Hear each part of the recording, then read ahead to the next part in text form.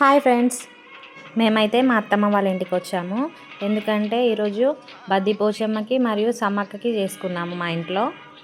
మా అత్తమ్మతో సహా దేవుడున్న 5గురికి ఒడి బియ్యం పోసి వాళ్ళ ఆశీర్వాదం అయితే తీసుకున్నాను. అమ్మవారికి అయితే మేకతో చేస్తున్నాము. వేపాకులు కట్టి బొట్టు పెట్టాము. అమ్మవారికి మొక్కగానే మాకైతే మేక జడితిచ్చేసిందండి. అమ్మవారికి ధూపం చూపించాను. అందరం అమ్మవారికి దండం పెట్టుకున్నాము. మీరు చూడండి, అమ్మవారిని చక్కగా అలంకరించాము. మా అత్తమ్మ నేనైతే నార్మల్గా మాట్లాడుకుంటూ ఉన్నాము. మా అమ్మ, నేను, మా అత్తమ్మ ఒక ఫోటో అయితే దిగాము.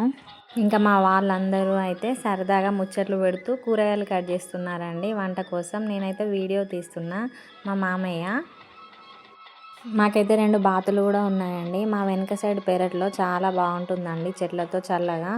అక్కడే వంట పనులు కూడా చేస్తాం. నేనైతే చిక్కుడుకాయలు తెంపుతున్నాను. వంట పనులు అయితే మొదలైపోయాయండి. మా డాడీ నిమ్మకాయలు తెంపుతున్నారు.